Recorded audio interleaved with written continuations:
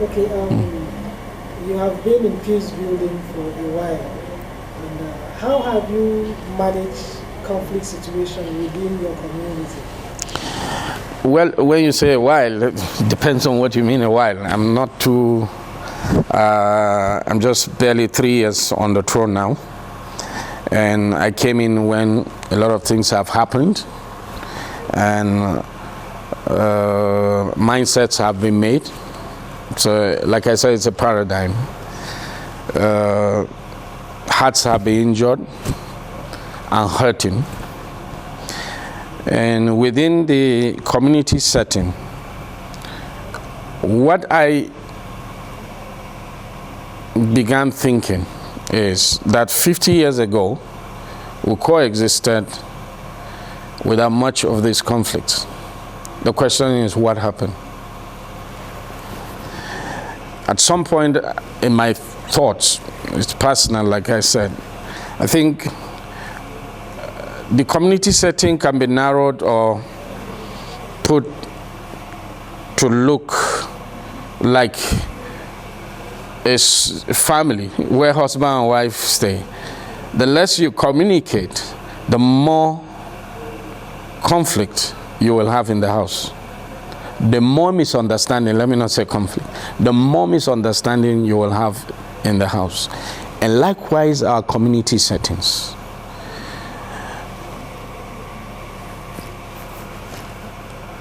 In the past, communities existed like a family. If there were issues, you call yourselves together through the leadership of the communities. It's either a Mengwa or a village head or whatever, at different levels, and you talk things over, or you review the happenings, regardless of ethnicity or whoever is resident in that domain. Is seen to be a part of that domain, and that is why things are done together in terms of community service and community contributions, as the case may be. Now, these things were things that brought us together. Now, when did we start separating these things? When did we start looking for our own leadership structure that was different from a common one that kept us together? And then somebody started sowing a different seed. Like I said, the mind is a garden. If you sow weed in that garden, you definitely will not have any good seed coming out of there or produce. So if you sow a good seed, then the expectation is that the fruits thereof should be something good. So external mind settings were now imbibed.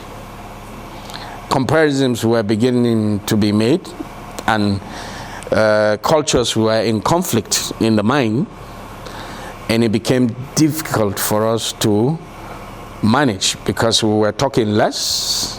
What we saw were actions which were contrary to our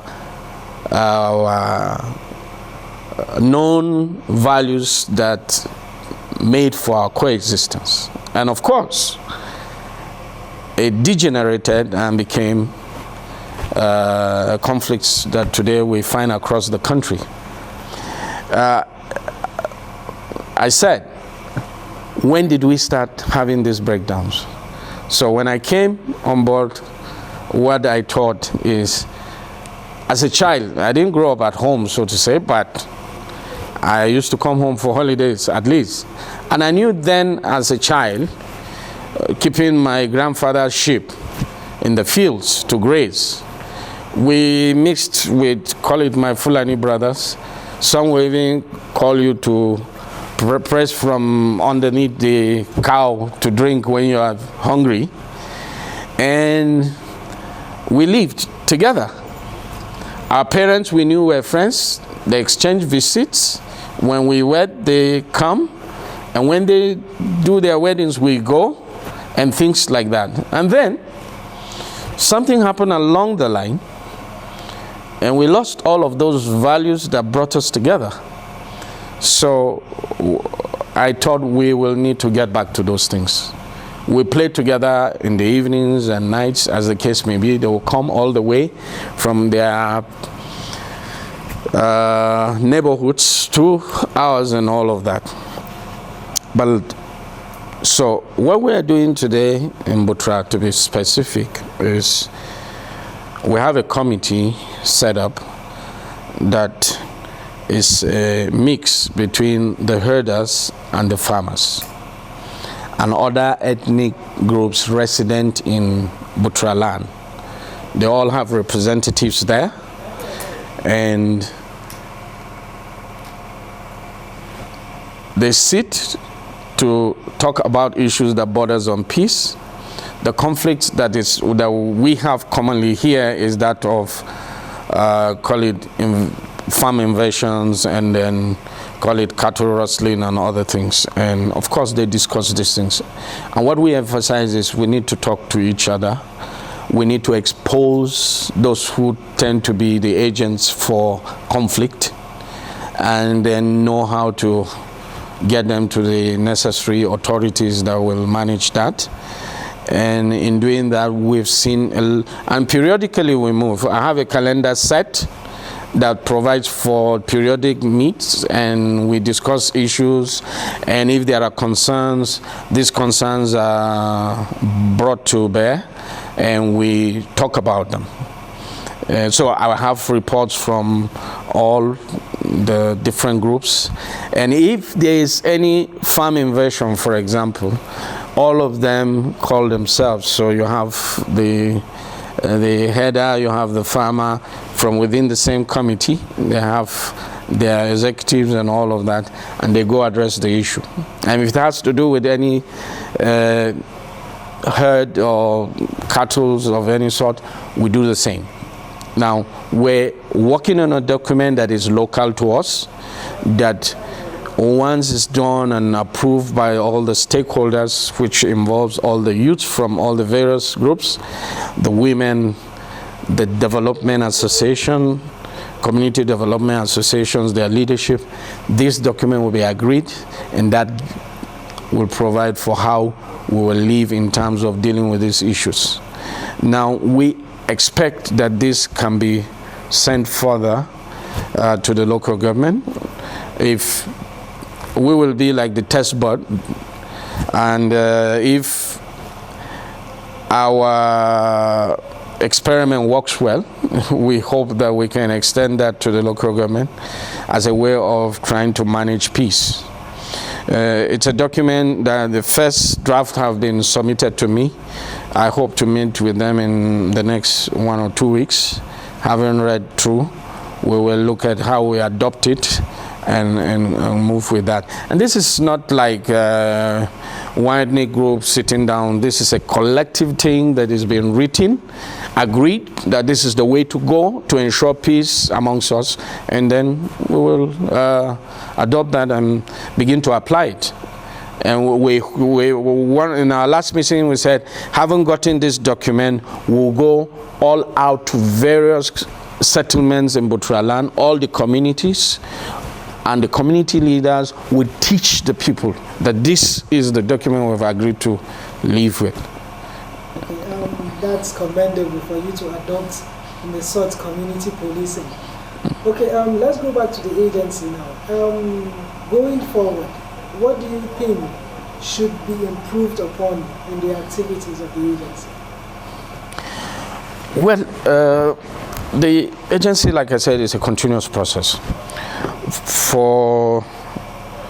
Let me use the document I just spoke about now, for example. A document will be submitted, a copy will be submitted to the agency. And the agency is a team of professionals, if you like. I expect that they will pick some of the things from there, what we've put together, and see if that will be of any benefit to the entire state. And if that will be another level. Training is good. To move further is to begin to feel the impact of the agency at the grassroots. So we started at the state level. We get all the leadership to come to JAWS. what I will expect, having sensitized these leaders of their existence, of their role within the peacemaking process or management process, as a vehicle to bring us together and take us to a reasonable, manageable peace status. I will expect that the agency will begin to come down to grassroots. And I think with that, sometimes ignorance we've seen within a short time, how that plays out in conflict. People become so ignorant, they act only to discover that they shouldn't have acted after all. And I think that at that level, many things will be discovered. The peculiarities that exist within communities are such that you must discover them. Otherwise, you will solve one problem and then discover that another part of our settings or community settings is totally ignorant and cannot just understand why that should be done. So I think going down to the grassroots will provide for such identifications or discoveries, and that will inform the decisions that we make in terms of managing peace.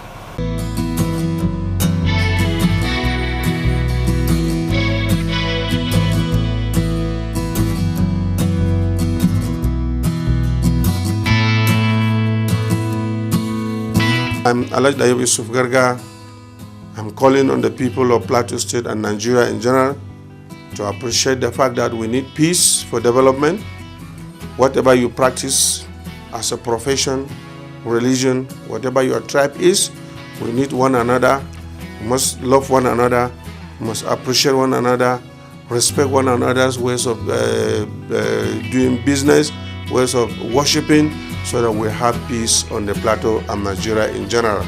Let us sustain this peace for development to go around the state and Nigeria in general.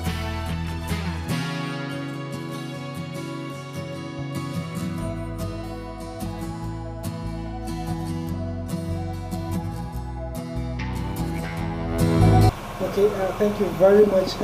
Let's have your peace message to the community, to the state at large. It's commonly said, it's only in the atmosphere of peace you find prosperity, you find development. Let it be known to us.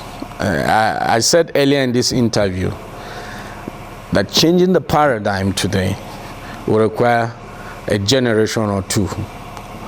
Why 2 generations? Because the generation today that is almost phasing out is already having a paradigm that needs to be reoriented. We have the ones coming behind that have already that screwed paradigm of thought also. So we need food to sustain us. We equally need meat to also sustain us. That you ate from my farm and destroy it is actually our collective wealth, because if there's food shortage or scarcity, we'll all pay for it in the market anyhow.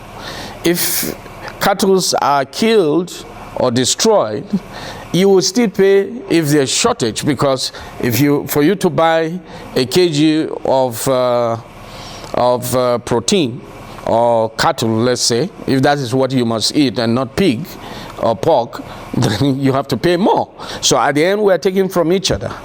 So I'm saying, peace is a must. We must seek it, pursue it, and make sure we ensure peace. I keep also saying, our parents lived the last century. We're beginning the century, the 21st century. How are our children going to live through this century? If there's no peace, there will not be anything called prosperity, and there won't be development. And you will agree with me that Nigeria is still looking like a country that is living in the 19th century. So we're a century backwards. Most communities today are still, in many countries you go, they're not like that. Even the smallest of settlements organized. Today we're not that. What are we thinking? Instead of fighting, killing ourselves, and destroying our wealth and hard-earned wealth, or what prosperity you've had over these 20, 30 years, let's seek this peace. Let's live this peace, and let's sustain it together. It cannot be done differently. The herders, the farmers, or the Fulani, or whatever ethnic group cannot live by themselves. It's a different generation entirely. It's not about conquering now.